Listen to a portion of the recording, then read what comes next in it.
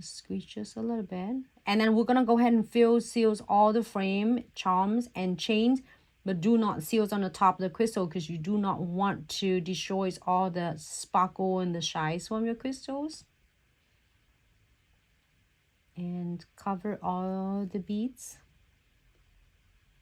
in the frame.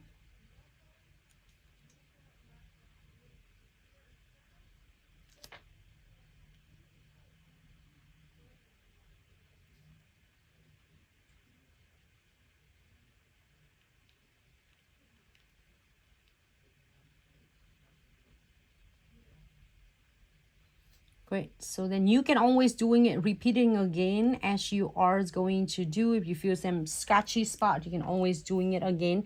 Make sure that between each layers of the Precision Glue Gel, you're going to give it a quick flash cure for 10 to 30 seconds to make sure they are layer cure first, and then before you add another seals over it. So give it a cure for 60 seconds.